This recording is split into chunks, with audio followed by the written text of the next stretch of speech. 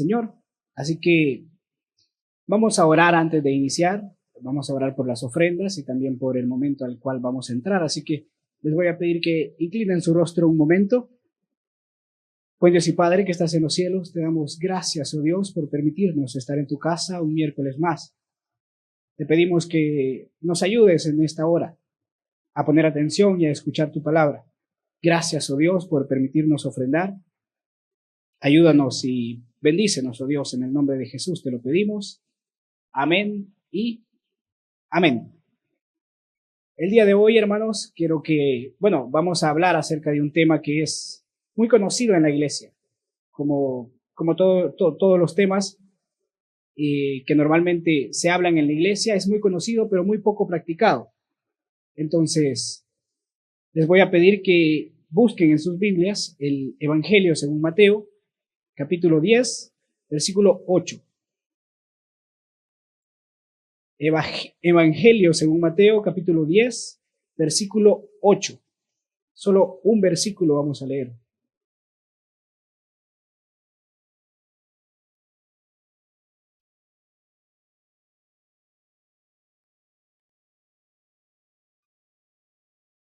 Me pueden decir un fuerte amén cuando lo tengan y se pueden poner de pie, hermano, ya nos vamos a sentar.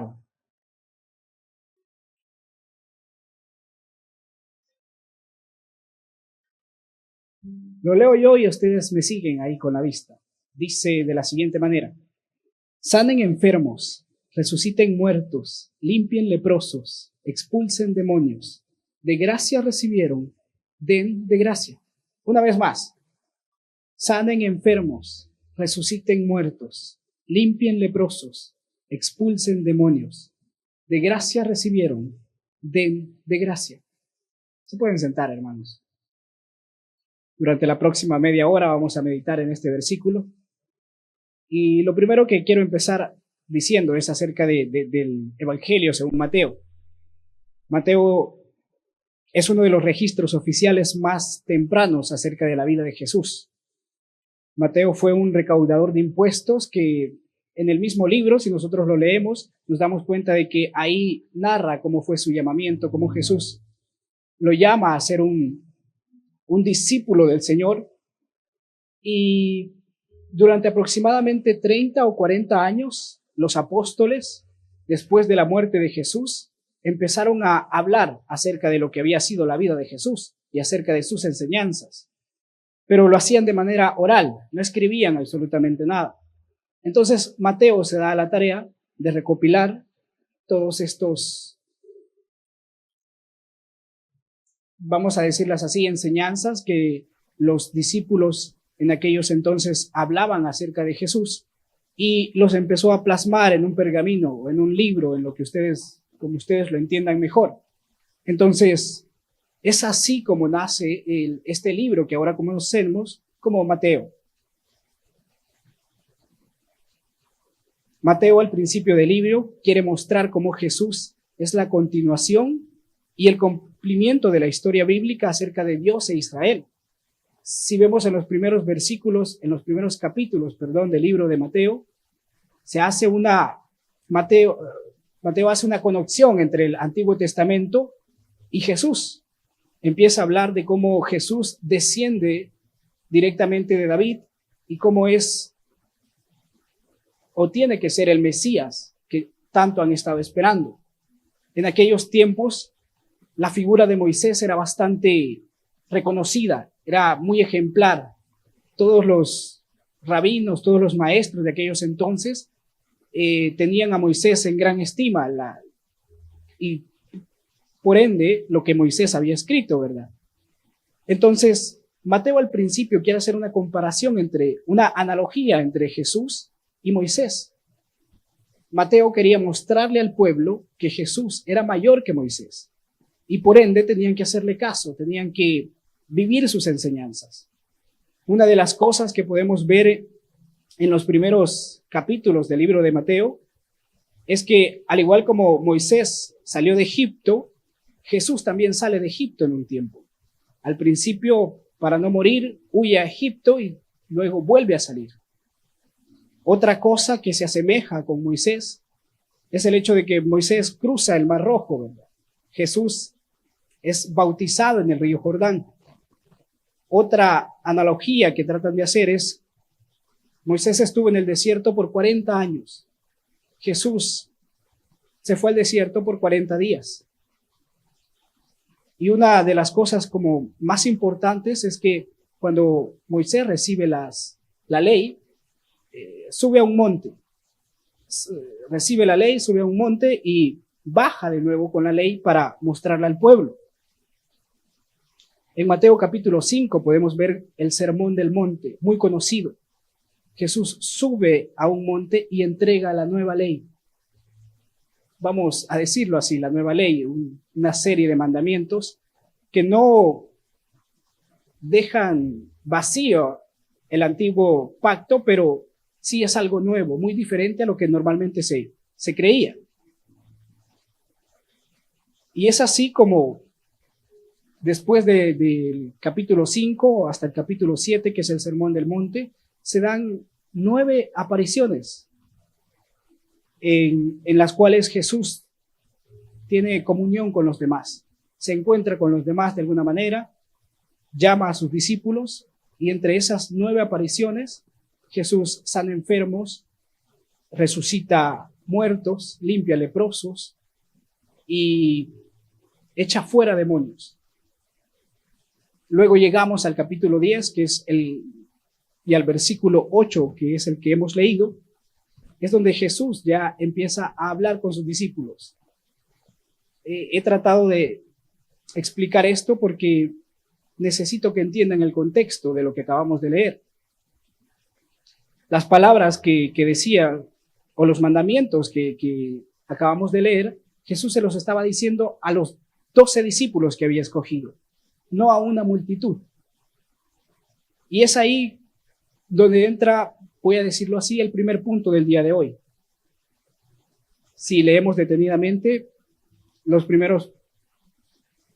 primera parte del versículo parecen órdenes humanamente imposibles.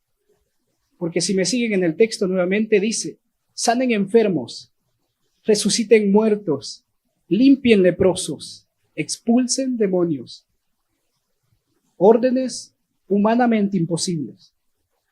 Porque ¿quién de aquí puede sanar a un enfermo? Alguien que levante la mano, que diga, sí, yo tengo la capacidad de sanar a alguien que se sienta mal de salud. Alguien podría decir, pero existen los doctores que ayudan a la gente. Si vamos y pensamos un poco en el contexto, esto fue escrito o estas palabras fueron dichas hace más de 2000 años. La tecnología, la medicina, los avances en la ciencia, todo esto no era tan avanzado como lo vemos hoy en día. Entonces el hecho de decirle a alguien, sanen enfermos, era prácticamente una tarea imposible. Pero veamos la segunda orden. Resuciten muertos. ¿Alguien levanta la mano y dice, sí, yo tengo el poder de hacer eso? La tercera orden. Limpien leprosos. Hoy en día no es que se vean leprosos como tal, ¿verdad? O al menos nosotros no conocemos eso con ese nombre, pero sí hay enfermedades de la piel. Pero alguien que diga, sí, yo soy experto en las enfermedades de la piel. La última orden, expulsen demonios. ¿Alguien aquí puede parar y decir, sí, tráiganme el primero? Yo soy bueno en ese tema. Entonces, estamos de acuerdo en que las órdenes que Jesús estaba dando son imposibles para cualquiera de nosotros. Y para las 12 personas a las cuales les estaba ordenando también eran imposibles. Y en el primer punto, la idea que quiero que se lleven o que quiero resaltar es el hecho de que entiendan de que estas palabras estaban siendo dichas a los discípulos. No eran a la multitud. No fue en el Sermón del Monte que se dijo estas palabras. Y para poder no sentirse ajeno a los términos, hace falta ser discípulo. Entenderé yo que posiblemente alguien acá escuche sanar enfermos, resucitar muertos, limpiar leprosos, escucha este tipo de cosas y se siente ajeno, ¿verdad? Como que, ¿de qué están hablando, verdad? ¿O de qué está hablando este men? A saber qué ondas. Porque cuando uno no conoce, cuando uno no se relaciona con alguien, no sé si se les ha pasado, que una persona como que es de otro lugar y empieza a hablar, uno como que no entiende muy bien el lenguaje. O sea, uno entiende, pero dice, saber qué onda con este. Porque para entender este tipo de cosas se necesita ser discípulo. Y yo sé que aquí hay muchos que no somos discípulos o que no son discípulos del Señor. Pero sí venimos cada miércoles, cada domingo, nos dejamos caer un martes sí, un martes no, de vez en cuando jueves. Y hay otros que venimos toda la semana, pero tampoco somos discípulos, porque somos ajenos a estos términos. ¿Sanar enfermos? ¿De verdad eso se puede? Así, sin una pastillita, o sea, con el simple hecho de ponerle la mano a la persona, ¿se puede de verdad? Yo les pregunto. En teoría, digamos que de todos los que vemos acá, unos 3 somos discípulos. ¿Quién dice, no, yo sí entiendo este término?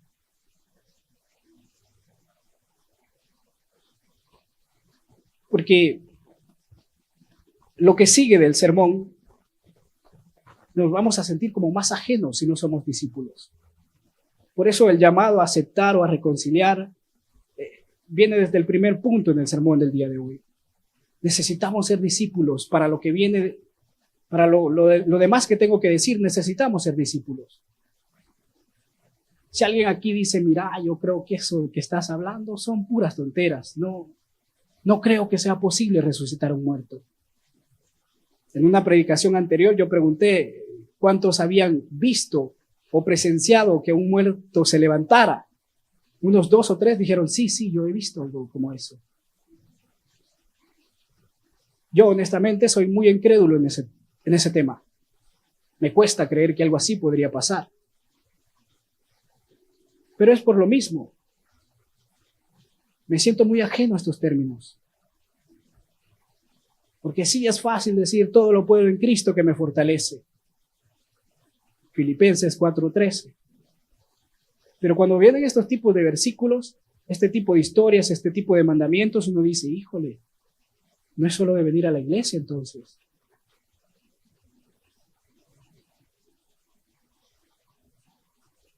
Necesitamos ser discípulos. El tema que se me olvidó decírselos nuevamente es la gracia.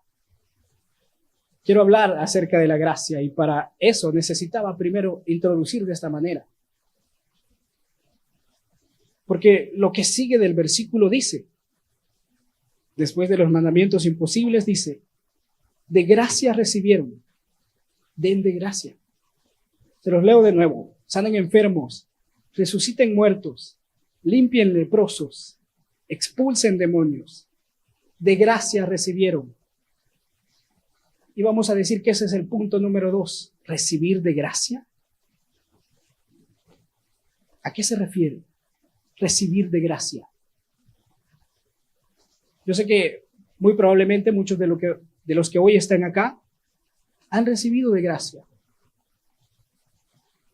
Escucharon sanar enfermos, resucitar muertos y no sintieron tan ajenos los términos. Sí, eso es posible, dijeron.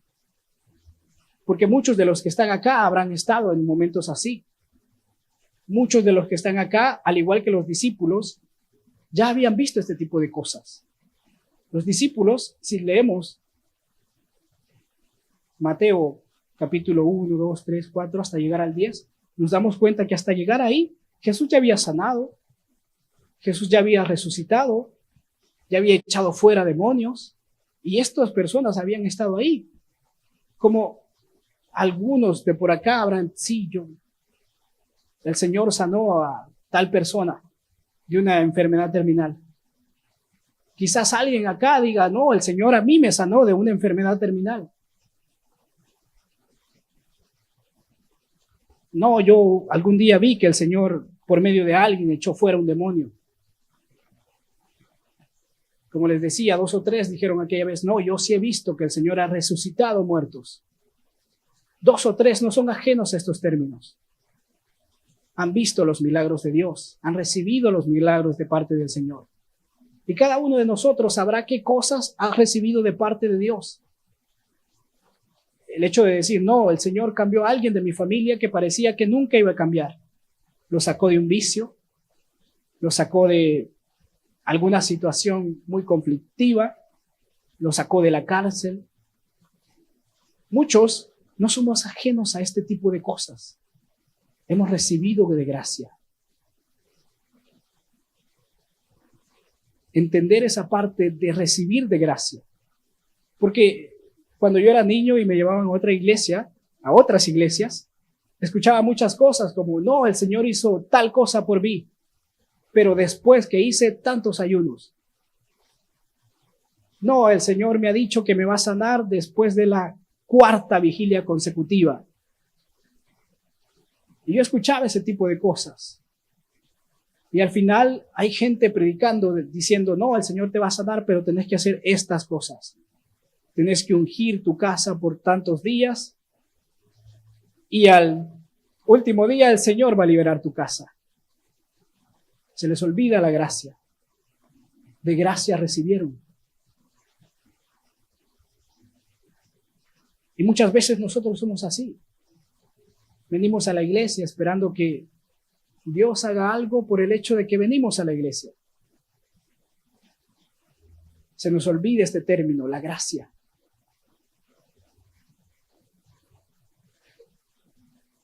Y el último punto, que es en el que me quiero enfatizar más. Dar de gracia. Recibieron de gracia, den de gracia. Hay un conferencista que se hizo bastante popular por las redes sociales, se llama Yokoi Kenji, algunos lo habrán escuchado en algún momento. A mí en lo personal me gusta escucharlo porque habla bastante acerca de la disciplina japonesa y la manera en que habla es bastante, lo cautiva a uno. Este hombre estaba en una entrevista y le preguntaron, el que lo estaba entrevistando le hace la pregunta, si pudieras dejarle algo a tus hijos, una enseñanza, solo una enseñanza a tus hijos, que te gustaría que tus hijos vivieran, que tuvieran como principio de vida. Este personaje dijo, la gracia. Y en palabras de este hombre, se las digo a ustedes. La gracia es darle al que no merece. Y añade, darle al que ni siquiera está pidiendo. Se los digo de nuevo. La gracia es darle al que no merece. Darle al que ni siquiera está pidiendo. Y me gusta mucho la definición porque va muy acorde a lo que hay en la Biblia. Tanto en las historias del Antiguo como el Nuevo Testamento se ven historias de cómo Dios le da al que no merece. Le da al que ni siquiera le estaba pidiendo. ¿Saben dónde se ve muy claro este ejemplo? Es muy conocido, por eso no voy a contar la historia, pero hay un hombre que se llama Urías y un hombre que se llama David, y muchos ya entendieron de quién estoy hablando. ¿Saben que Urías no merecía morir? Y David no merecía vivir. Pero ¿saben que Urías fue brutalmente asesinado? Y David fue perdonado. Y uno dice, sí, porque David era conforme al corazón de Dios. Pero eso como que raya, como que raspa aquí adentro. Porque les pongo este ejemplo para que más o menos captemos la idea de lo que quiero decir. Imagínense que nosotros, ¿verdad? Todos los que hoy hemos venido a la iglesia Shalom, gente trabajadora, que día tras día se levanta a ganarse el pan honradamente, a ganarse su dinero para mantener a su familia honradamente. Todos los que hemos venido hoy, que somos gente útil para la sociedad. El Señor un día, por designios de Él mismo, dice, no, a todos estos los voy a asesinar. ¿Y saben a quién voy a engrandecer? a unos personajes que están encerrados en un lugar que se llama el Secot hoy en día. A esos miserables, espero que nadie se ofenda. Sé que habrá unos que no merecen estar ahí, pero su gran mayoría son personas que han asesinado de la manera más vil y despiadada a otras personas, que han violado, que han extorsionado, que han acabado con el sueño de muchos. Y al Señor, por designios de Él, dice: a estos voy a engrandecer. Y a todos los que vinieron a la iglesia hoy, los asesino brutalmente. Y de la simiente de aquellos que están encerrados allá, de ellos saldrá el nuevo presidente de nuestro país. Ese tipo de cosas como que rayan, va. Como que uno dice: Señor, ¿de verdad harías algo como eso? Porque nosotros, con lo que les dije, de que somos gente útil, de que somos gente buena, ya en algún punto decimos, como que no necesito tanto perdón. Como que de verdad soy buena gente. Como que de verdad merezco estar aquí y pasar un miércoles cada mes a predicar, a cantar, a servir, a lo que sea que hagamos. A nosotros se nos suben un poquito los humos y decimos: no, yo sí merezco estar aquí. Pero aquellos, cuando les dijeron: no vas a volver a salir de aquí, ¿cuántos arrepentidos de verdad no habrán ahí? ¿Y cuántos engrandecidos no habemos hoy en la casa del Señor? Darle al que no merece. La gracia se trata de eso. Y yo sé que, al igual que mí, ustedes han sentido como que, híjole, porque la gracia, cuando se ve desde afuera, raya. Porque la gracia no es justicia. La gracia no da nuestro merecido. Yo siempre me he preguntado, ¿y qué pasó con Urías? ¿Él merecía vivir? Pero no, el que vivió fue David y se quedó con su mujer. Y el hijo de él ha sido el hombre de ellos, ha sido el hombre más sabio sobre la tierra. Darle al que no merece.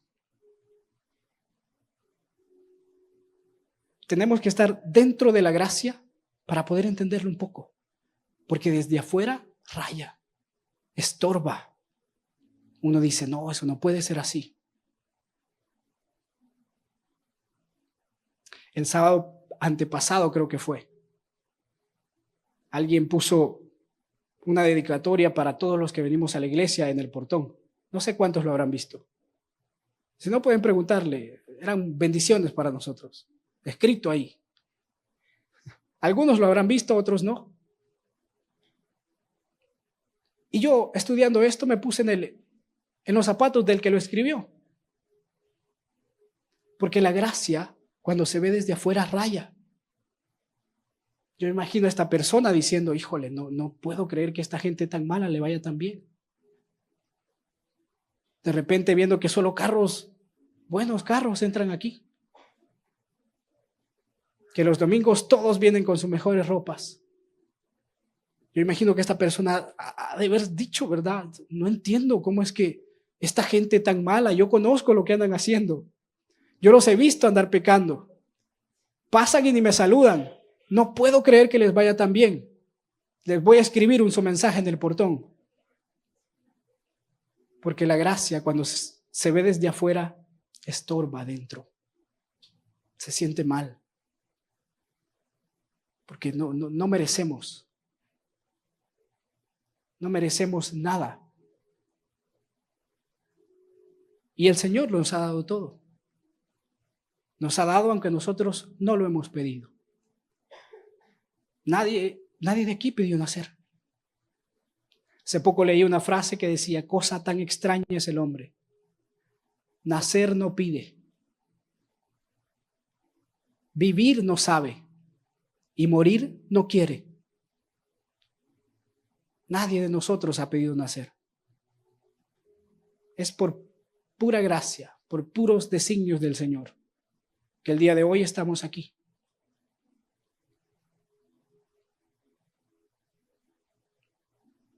El mensaje de hoy es bastante corto, la verdad. Quiero terminar leyéndoles la conclusión. Creo que les va a parecer aquí a ustedes. Sí, se las leo, dice: Cristo derramó de su gracia sobre nosotros. Nosotros que ni siquiera la pedimos y que no creemos necesitarla en ocasiones. Por esa gracia podemos encontrar socorro en nuestras tribulaciones, ayuda en nuestros problemas. Por esa gracia hoy somos salvos, libres del pecado. Por esa gracia Dios sacrificó a su único Hijo por reconciliarnos con Él mismo. Y así podamos acercarnos a Él día tras día. Solo por esa gracia hoy podemos sentarnos a su mesa y degustar del banquete que Él ha preparado para nosotros. Todo ha sido por gracia. Hemos recibido de gracia. Demos de gracia. Cuando salgamos de aquí, no pensemos en ayudar a alguien y ver con qué me puede ayudar. Esa no es la gracia. Ayudemos desinteresadamente a todos aquellos que podamos. En el Nuevo Testamento hay muchos ejemplos también. En la iglesia del primer siglo, todos aquellos, dice la Biblia que cuando todo empezaba, la gente vendía todo lo que tenía y lo traía a los apóstoles. Aquí está lo que costó la heredad. Por favor, repártanlo en aquellos que más lo necesitan. Todo se hace. Habían comprendido de gracia. Han recibido, den de gracia. Así que el mensaje del día de hoy termina con eso. De gracia hemos recibido. Usted puede pensar cada uno en todo lo que tiene. De gracia lo hemos recibido, dice la Biblia. Demos de gracia. Les voy a pedir que inclinen su rostro. Vamos a orar para finalizar. Buen Dios y Padre que estás en los cielos, te damos gracias, oh Señor, por permitirnos escuchar tu palabra. Ayúdanos, oh Señor, a tener gracia y a dar gracia a los demás. Ayúdanos a ayudar a aquellos que lo necesitan, sin esperar nada a cambio. Ayúdanos a ser buenas personas, oh Dios, allá afuera, a mostrar tu luz. Ayúdanos como iglesia, porque en verdad te necesitamos. Tú has sido bueno con nosotros a pesar de lo malo que nosotros hemos sido contigo.